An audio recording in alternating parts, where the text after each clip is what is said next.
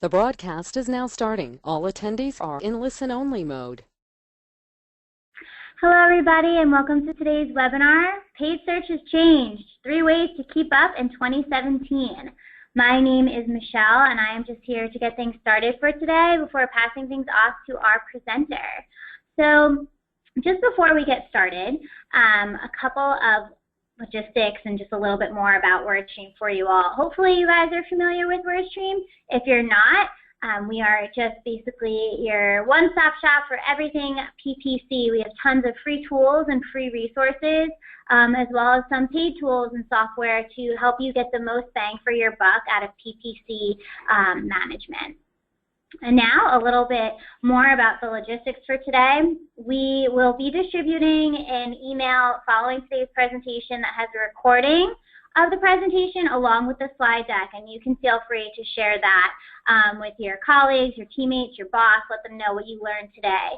Also, we encourage you to be social and join in the conversation on Twitter. You can see Mark's handle right there, and it'll be on the bottom of all the slides, so definitely feel free to tweet at Mark throughout. Last but not least, really important, Mark is here for you all, so make sure that you're submitting your questions throughout the presentation, and we will certainly definitely bring those up at the end of the presentation and make sure that Mark gets to those for you. And without further ado, today's expert is my good friend Mark. Mark is a senior data scientist here at WordStream. He has more than 5 years experience within paid search, and he was recently voted the 14th most influential PPC expert of 2016. You all are super lucky to have Mark on the call. He is one of the best, and he will be taking you through some really exciting stuff for all paid search efforts. So with that, Mark, I pass it off to you. Michelle, I'm super lucky to have you introduce me. If I could have an introduction like that everywhere I went, that would be fantastic. But anyways, thank you all for having me today. Michelle introduced me. I'm a senior data scientist here, and I've been here, or I've been doing paid search for 5 years, and that's definitely, it seems and sometimes feels like it's been a long time. But in reality, when we talk about what's going on in the industry right now, and when specifically when I talk about writing ad copy right now, it doesn't matter that I've had 5 years of experience in paid search, because we're all kind of in the same boat right now. That the first 4 years of that, I was writing these haiku-styled standard text ads. And if you've been around, if you've been doing paid search for a long time, you and I share that woe and share those memories of standard text ads. These 90 character small little ads, they were admittedly small, and writing ad copy was so different when we were writing this smaller standard text ad format. But of course, as you all know, over the summer, Google introduced these expanded text ads last year. And so the changes here are too many to really name. We've talked about it ad nauseum at some point. But the big change here is all of our headlines became 5 characters larger. We have that second headline, and the description text itself is considerably larger. So all said and done, these ads are about 140 characters in length, as opposed to the 90 characters in length from the standard text ads. So it's about a 50% change in the size of the ads that we write now.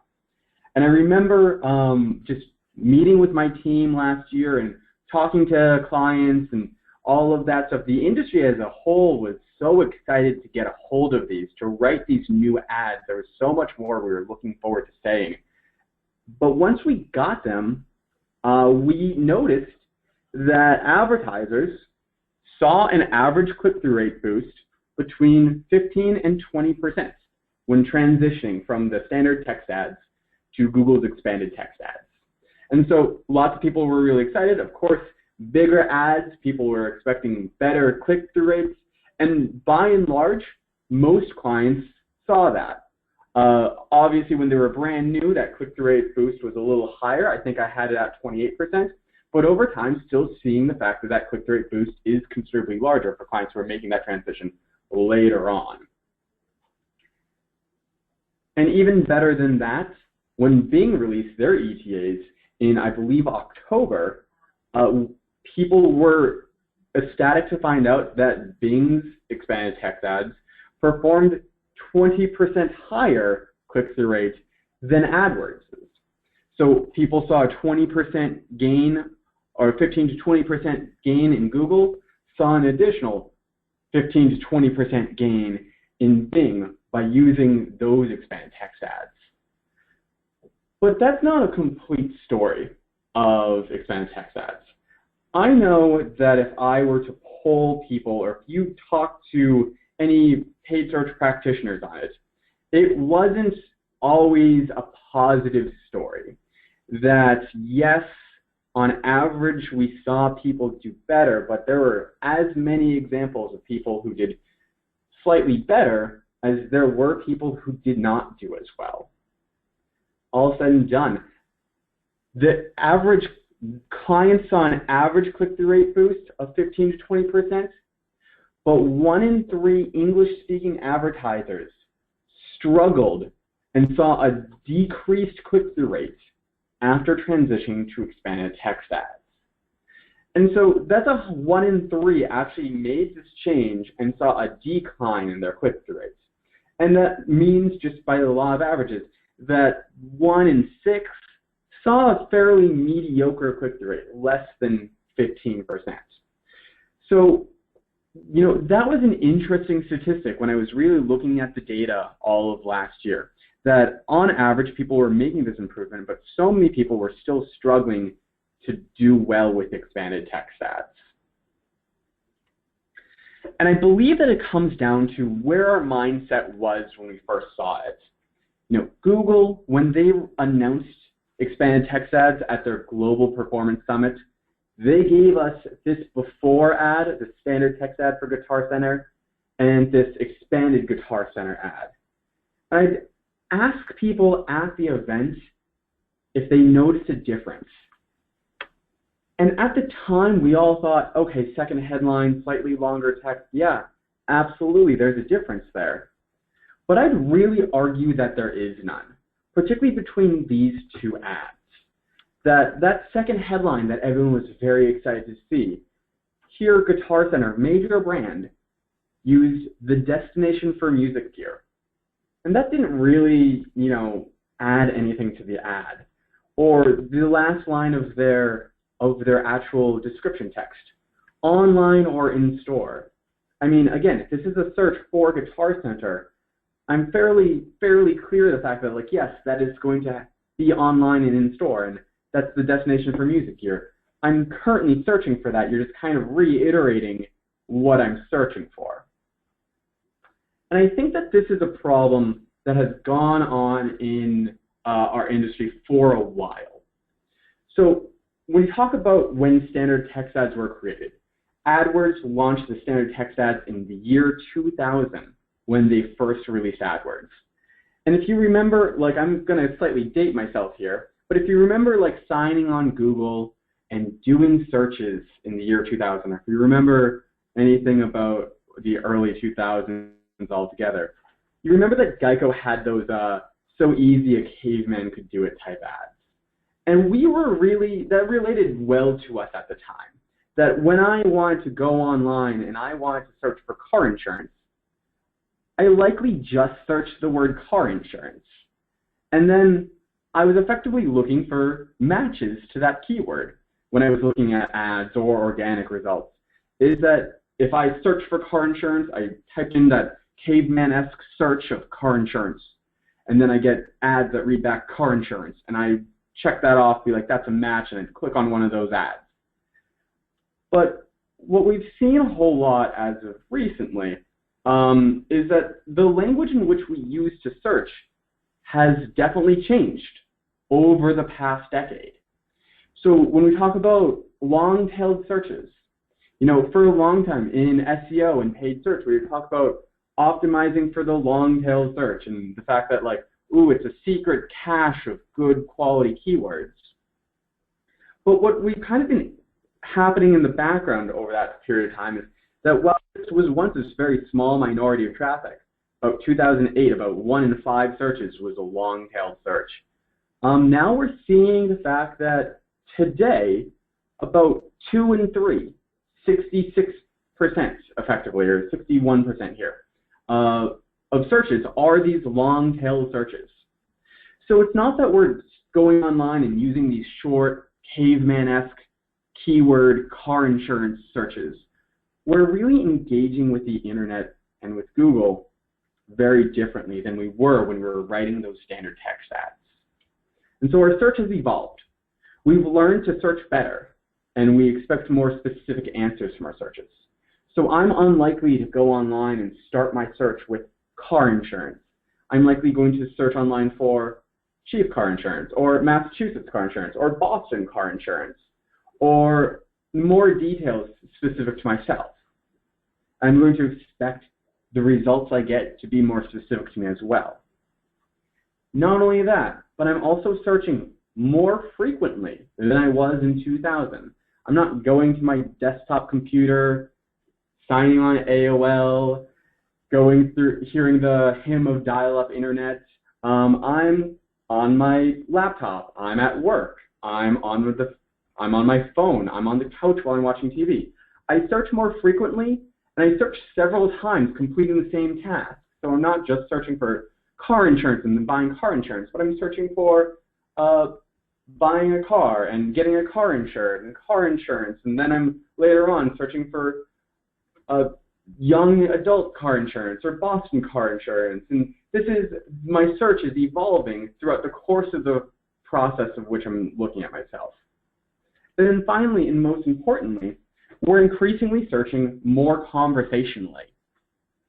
So as you talk about the advent of voice search, 1 in 5 desktop searches these days are currently done via voice search. That rises significantly when you start talking about mobile and the rise of mobile searches. We're talking to our devices, we're talking to Siri, we're talking to Cortana, we're talking to Alexa, we're talking to OK Google, we're talking to Google Home. We're doing so much of this voice search, and just so naturally because of that, I'm using a lot of natural language when I'm searching. And so what's happened over the past decade or so is that we are no longer going to Google and searching just for specific keywords. When we go to Google, we're really searching for answers or solutions to our questions. We're not looking for keywords anymore. We're not searching for keywords. And answering that keyword or doing a call and response of a keyword is no longer really helping the end user. We're really looking for answers. And that's really interesting, particularly when we talk about the most common words, both that we use when we speak and when we write on our website. You look at the most common words in the English language, and they're the word the, be, to, of, and,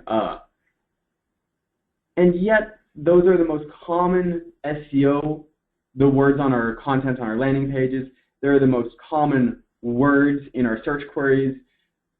But when we look at the most common words in our paid search ads, we have a tendency to include an abundance, an unnatural abundance of keywords in all of our ads. And what happens when we do that is we tend to write a lot of ads that are very noun heavy, that are very subject focused, but don't necessarily offer additional content beyond just the fact of this is a semantic match to that ad.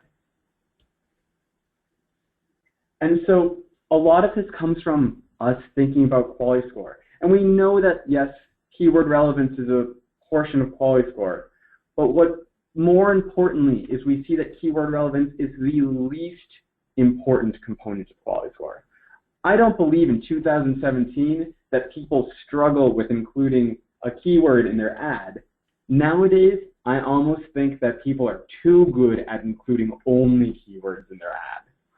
And we know that if we focus on the other components of quality score, the landing page experience and the expected ad click-through rate, that I could be 4 times more influential just in the breakdown of how quality score is calculated by focusing on those two instead of really diving in and focusing on keyword relevance. And the best part about that is that we know that our landing pages are written with that same SEO content, that same kind of, when we write content, we include natural language on our landing pages. And when we speak to a client, we speak in natural language. That we don't necessarily, we include keywords, of course, but we don't overburden them with keywords.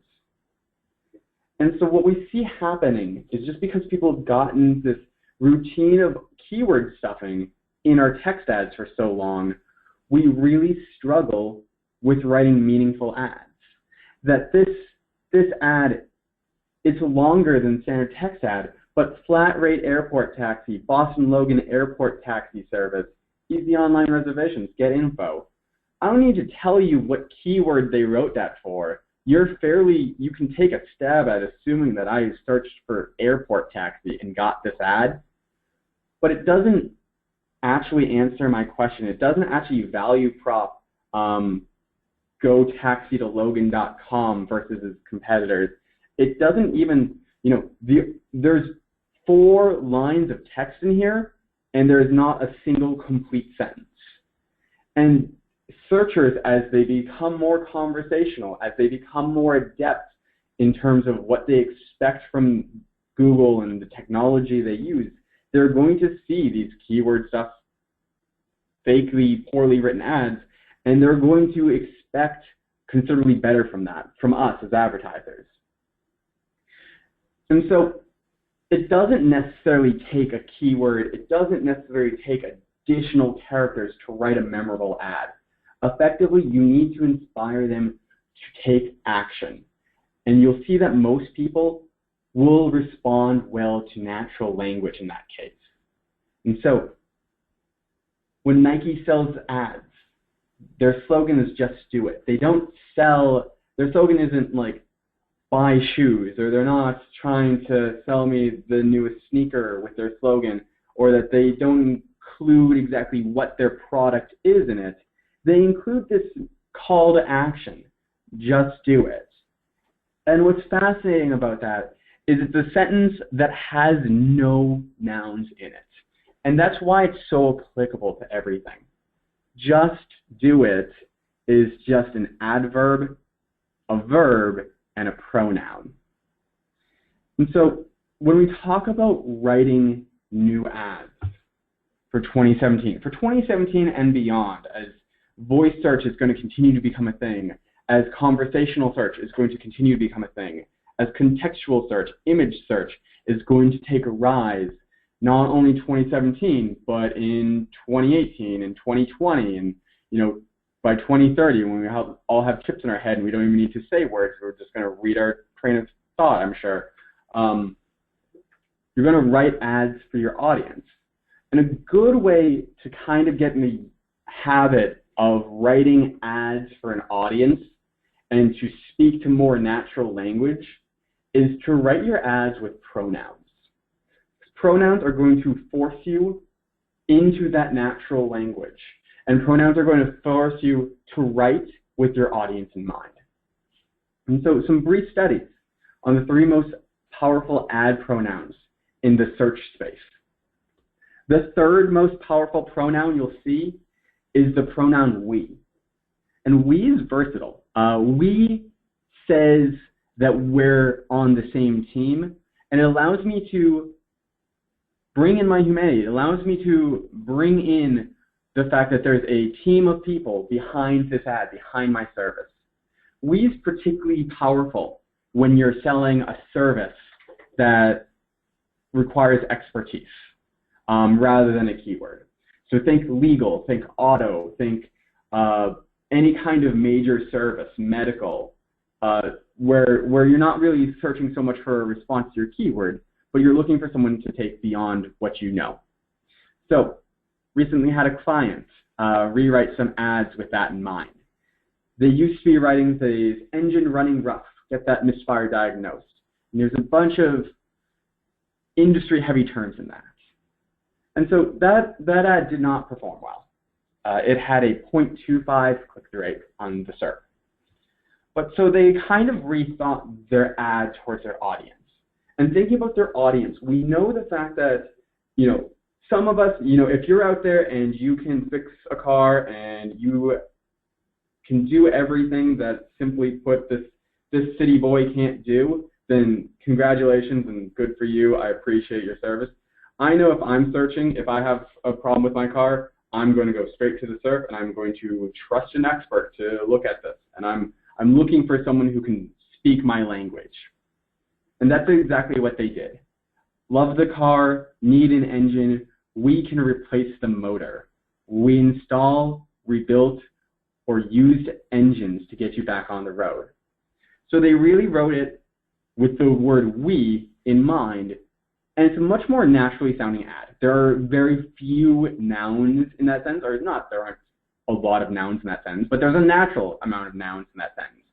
But just by including the pronoun we in it, they basically are forced to break that habit of keyword stuffing, write a better ad. All said and done, that ad's click-through rate was 4.87. It really opened up a lot of new doors for them in terms of ad copy and how they relate to the searcher and sell themselves. So we is a particularly powerful pronoun. Second most powerful pronoun we see is we see you is a powerful pronoun. And it kind of surprised me to see this one in second place, but we'll dive into why in a bit. But we're all selfish people. I know that for the most part, when I'm searching on Google, I'm searching for a problem that I'm having and a solution to a problem I'm having. So you allows me to speak to that audience directly. So had a client, they sold SIM cards internationally for people who are looking to go internationally and wanted to stay connected. Their first ad, they were previously just answering the question of looking for a SIM card in Israel, rent an unlimited call package. And so, I'm not going to lie, that ad did do fairly well, had a 7.15% click-through rate. But the second ad, so you're coming to Israel, stay connected with our SIMs. It really did, we know if they're searching for Israel SIM cards or something like that, and they're in the United States or they're in the UK, that we know that they're likely planning a trip to Israel. We allow ourselves to learn a little bit about the user based off of the search query and cater our ad not just toward the product we sell, but to the solution we sell. Stay connected with our SIM card. And we speak directly to the user and the problem they're having. What we saw is we were able to increase that already well-performing ad by over 50%. So its click-through rate was 11.86%, which I really can't argue with. Really happy anything in the double digits comes through on that. So you is particularly powerful to include in your ads for that reason. And the best thing is that you don't even necessarily need to get into the semantics all the time about what your users are specifically looking for. You have remarketing to fill that funnel for you. You can know if someone has been to your site before and they are continuing to search for you, that they're likely highly engaged or that they're continuing to search for these types of searches. And what we see is that past users, when we approach people with remarketing, that just re-engaging them with remarketing, be it on the display network, be it on the search network, or be it on shopping, can often have 4 times as high a click-through rate if they've engaged with you in the past or if they've bought from you in the past. And so you can really reach out to different audiences of your customers or of your past visitors or of your shopping cart abandoners by catering your ads according to their behavior because you know something about them and you can speak more directly to their intent. And so the most powerful pronoun you can use out there, and this one took me by surprise, but then I remembered that I'm engaged, him or her. And so as someone who's recently engaged, I can admit, and I pray he's not on this webinar, but I know that I'm a selfish person. I respond to you, but I'm equally influenced, if not more influenced, by what he wants to do. And that simply speaking to my love of another person, be it a fiance or a significant other, or be it your child, or be it your parent, that by speaking to loved ones and value propping that way, it can in fact be a severe emotional trigger. And so demographic targeting is available across all of our social networks, Facebook, Twitter, LinkedIn, nearly everything you can name. It's available there to cater your ads to. It's been available on Bing for a long time, and it's been available on the Google Display Network, but fairly recently, sometime last quarter, I want to say, it became available on the Google Search Network. So you can cater your ads on the SERP directly to male users versus female users versus young users versus old users. And you can really reach an audience and get personal with them a little bit.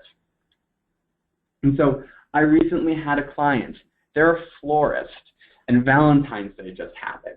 And they were previously running this ad to their audiences.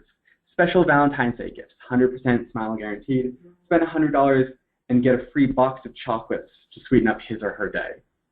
It's a pretty nice ad, and it did fairly well, but reading it again, sweeten up his or her day, that's a kind of clunky way to end an ad, right? It's very unpresumptuous there. So what we did is we took this ad and we served it in two separate ad groups. One of those ad groups only showed ads to men. A second one only showed ads to women. And we just made a small semantic change to the ad. To men, we served an ad that said, find the perfect gift for her. Roses, teddies, gift baskets, spend $100 and get a free box of chocolates to sweeten up her day. And for women, we changed one word, find the perfect gift for him and sweeten up his day. And so this was really interesting. The first ad performed again fairly well, 7.31% click-through rate, 1.82% conversion rate. It did okay. But when we compared the other variants, we saw that men clicked on that ad almost 12% of the time, and women clicked on that ad 9.25% of the time. And in both rates, their conversion rate increased. All said and done, this increased click-through rate by 60% for men, 30% for women, and more than doubled the conversion rate for both audiences. And so all we did here is we changed out a single pronoun based off of who we were talking to.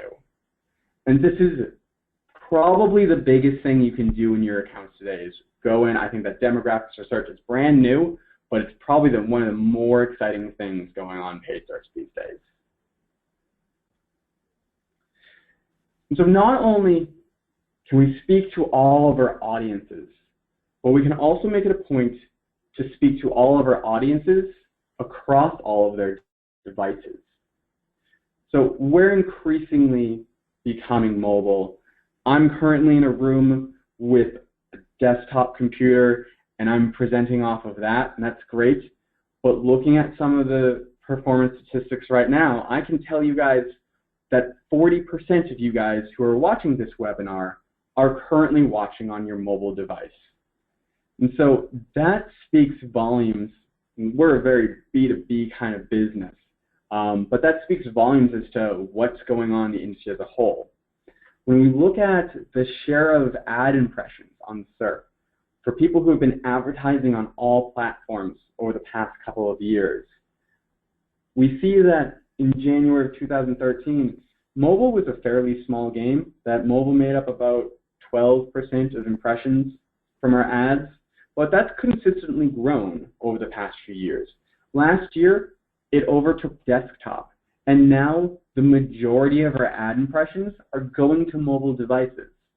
So that's significant, that we really need to think about speaking to a mobile audience differently, knowing the fact that mobile devices have their own strengths and weaknesses. But what was interesting is when we looked at the last year, we looked at 10,000 clients and the new ads they created month by month. This is a routine thing we do So we maintain a software that's going to help people improve their ads. And month over month, for the first half of 2016, we saw that click-through rate in these new ads was going up. We were doing a good job.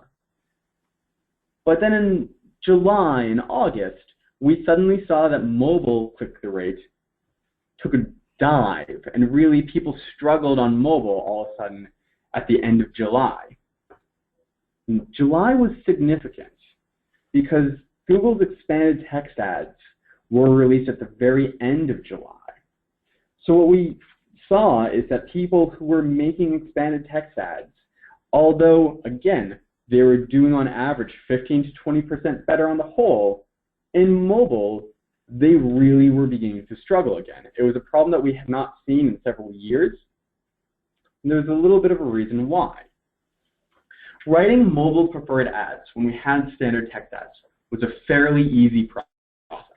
We would write our ads, and there would be this checkbox right here, and we could just create a mobile preferred ad, and just by doing that, we would have that ad exclusively run to mobile devices.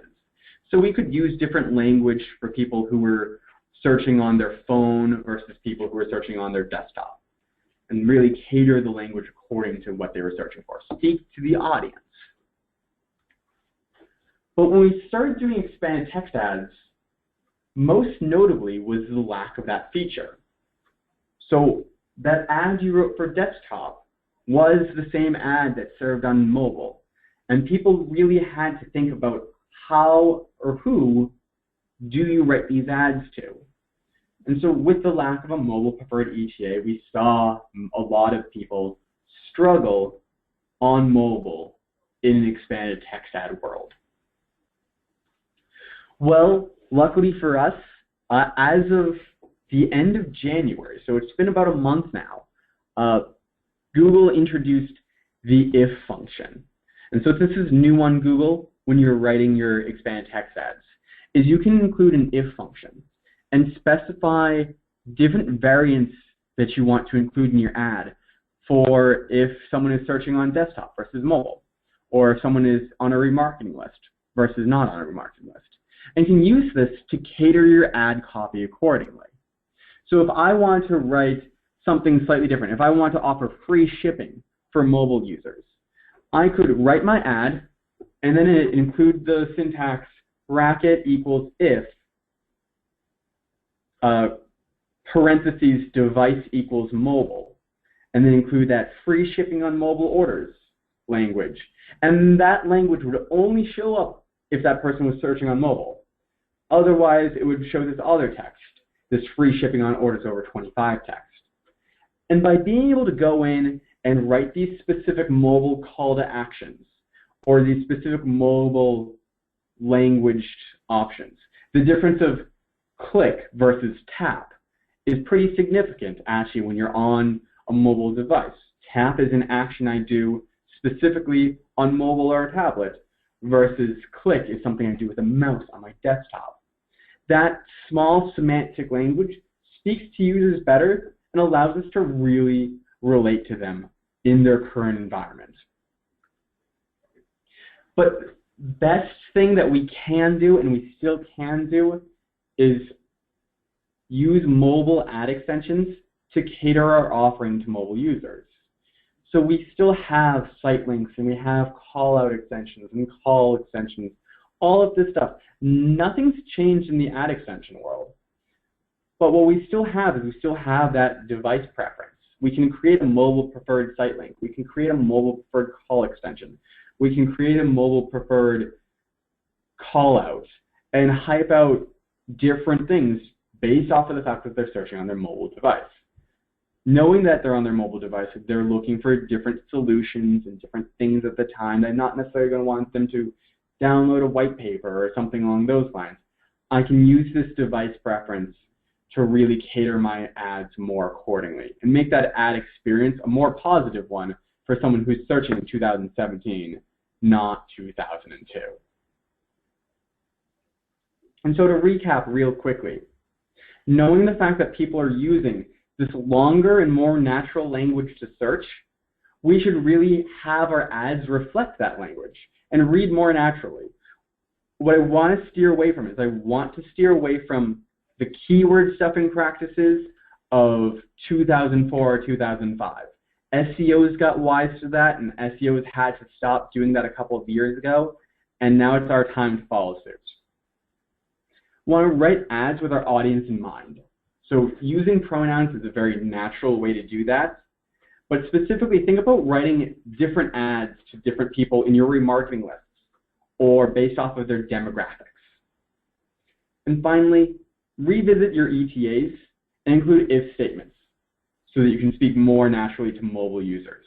It's very likely that if you wrote your ETAs a couple of months ago, that these if statements weren't available to most people back then. So it's a good time to go in and really rethink mobile and include messaging to attract that increasingly mobile world we live in. And so, Michelle, I believe you have a special offer for people today. Yes, I do. First off, Mark, all that was so awesome to everybody on the call today. I hope that you guys really got a chance to soak all that great information in. We did get a bunch of questions that came in from Mark, so we'll certainly get to those before we close out. And while we get to those, we do have a special offer for people who are on the webinar today. And that is if you would like to take up a free demo from one of our AdWords certified experts, just like Mark here, who will get on the line with you and work with you one-on-one to talk a little bit about your specific accounts and more specifically also how WordStream can help you build those accounts and use some of the awesome features that Mark talked about today. So I'm going to launch that offer right now. So go ahead, take your time deciding if that's something that you'd like to take us up on. You can select right there. And while you do that, I will get to Mark with some of our questions. Okay, one question that came up quite frequently. So budget is tight.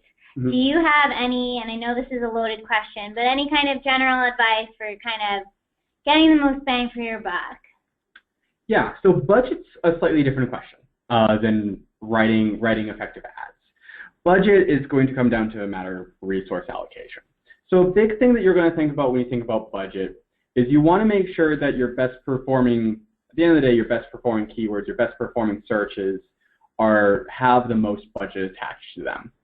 So that might mean that there is a group of keywords or an ad group of keywords in your account that deserves to be its own campaign with a dedicated budget that performs well. And you give that all the money it needs, and you don't give a lot of extra money to your less well-performing keywords. So understanding exactly like which keywords in an account deserve more budget, which ones don't, is key to AdWords, and I think is the big picture that you're trying to attract. Second point to that is that if you're restricted by budget, a big thing that you're going to have to come to terms with the fact is like you might not, if you're restricted by budget, it means that you're bidding too high. Really, it does. You can, if you had a $100 budget and you're paying $1 per click, it means you can get a total of 100 clicks. But if you decrease your bid and you're bidding 50 cents per click, it means you could afford 200 clicks for the same budget. And that's going to mean that you're going to get twice as much traffic, but it's also going to mean that you get twice as many conversions to your site.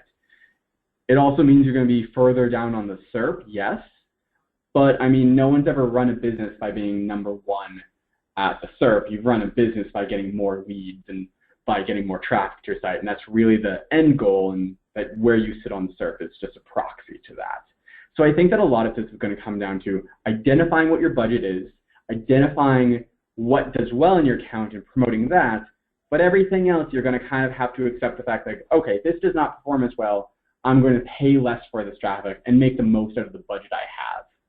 Hopefully that gets you more leads, it gets you more budget in the future, so you can really grow your account and do more stuff moving forward. Awesome. Great question and great answer. Moving, now the questions move a little bit more towards that ad copy and actually writing the ad.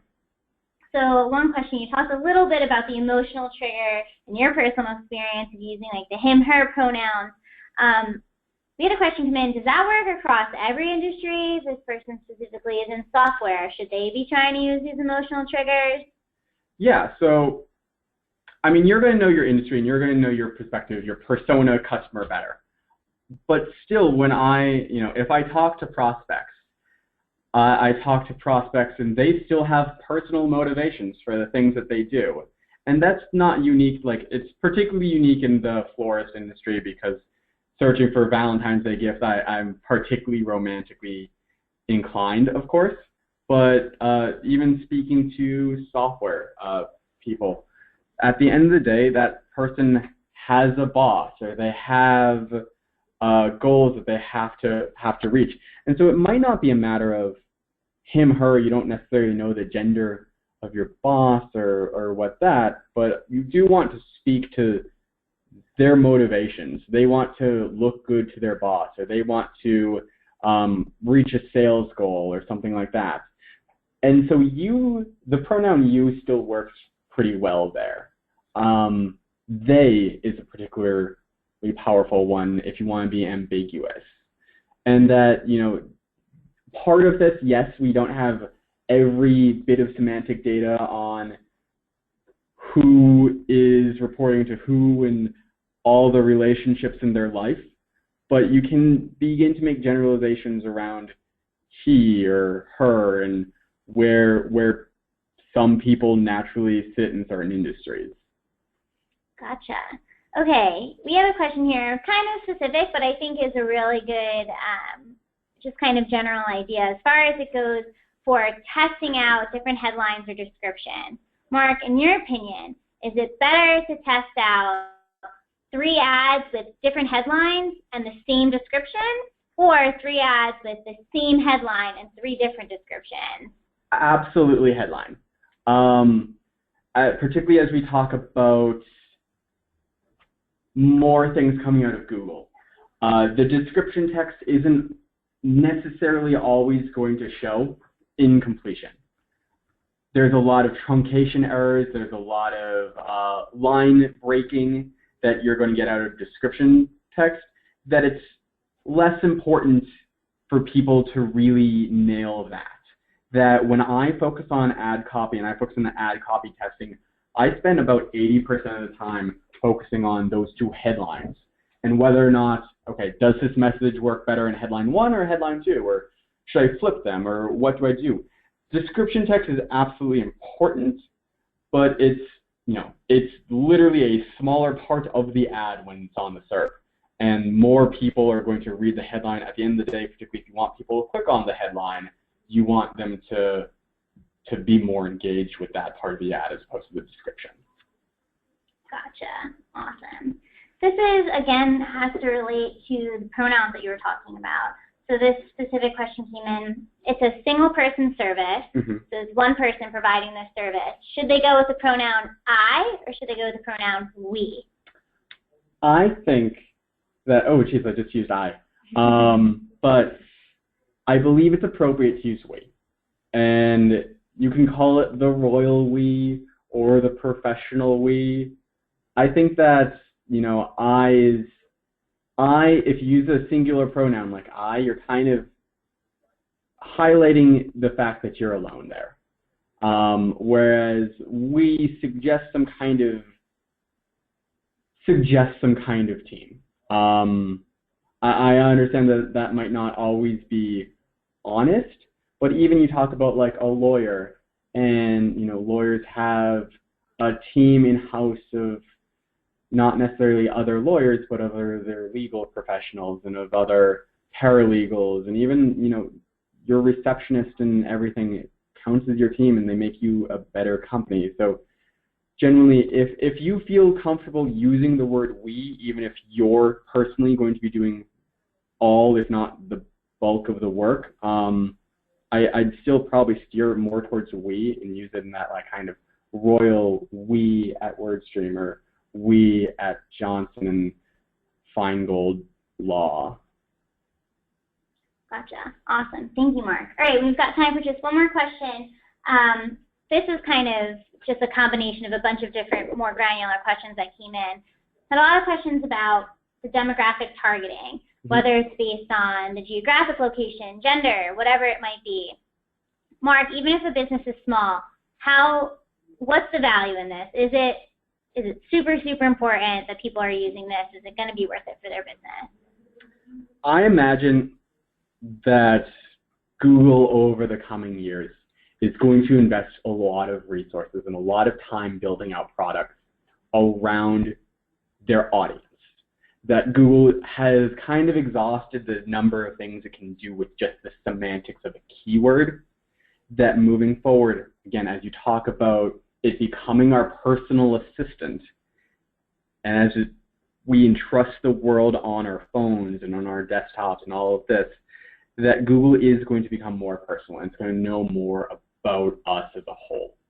So I think that maybe right now, if gender isn't a particularly powerful line, age is a meaningful line to many people. That, you know, I would reach out, I would speak to an 18-year-old differently than I spoke to a 65-year-old, regardless of my business. That there's a lot of meaningful stuff in there. And I kind of get in the habit of challenging your assumptions about your persona early.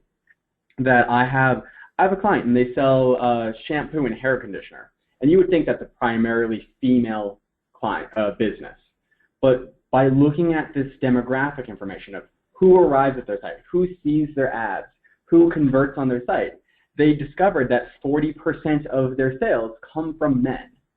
And a lot of that may just be the fact that, okay, these are men who are going and they're buying shampoo for their girlfriends or their wives or their daughters or whatever. That's a possibility, absolutely.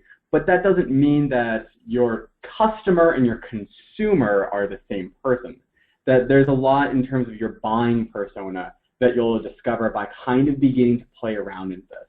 And I'm encouraging people to start playing around with it early in 2017, then be surprised with it later on.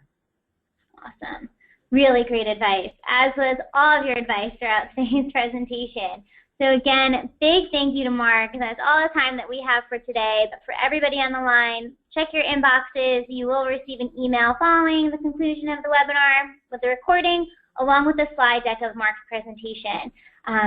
So thank you again to Mark, and thank you to you all for joining us today, and we hope to see you on a future WordStream webinar. Thanks, guys.